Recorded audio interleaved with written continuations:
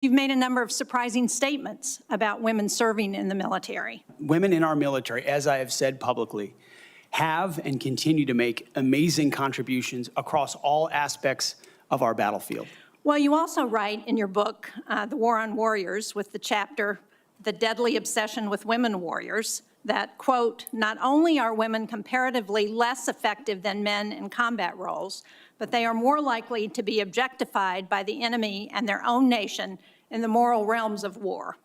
Mr. Hegseth, should we take it to believe that you believe that the two women on this committee who have served honorably and with distinction made our military less effective and less capable?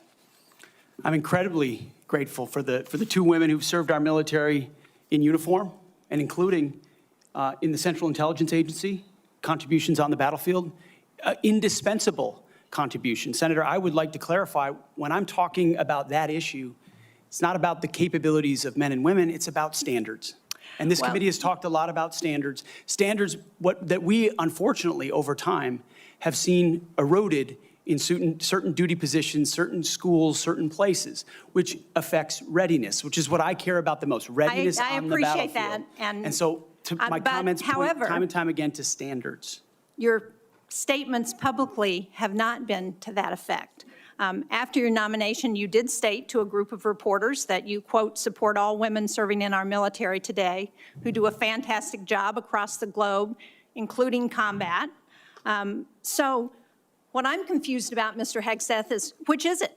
Why should women in our military, if you were the Secretary of Defense, believe that they would have a fair shot and an equal opportunity to rise through the ranks? If on the one hand, you say that women are not competent, they make our military less effective, and on the other hand, you say, oh no, now that I've been nominated to be the Secretary of Defense, I've changed my view on women in the military. What do you have to say to the almost 400,000 women who are serving today about your position on whether they should be capable to rise through the highest ranks of our military? Senator, I would say I would be honored to have the opportunity to serve alongside you, shoulder to shoulder, men and women, black, white, all backgrounds, with a shared purpose. Our differences are not what define us. Our unity and our shared purpose is what define us, and you will be treated fairly and with dignity, honor, and respect, just like every man and woman in uniform, just like the men and women that I've worked with in my veterans organizations, to include when I was a headquarters and headquarters company commander in the Minnesota National Guard. Well, I appreciate your 11th hour conversion, but Mr. Chairman, for the record, I would like to submit Chapter 5, The Deadly Obsession with Women Warriors, for the record.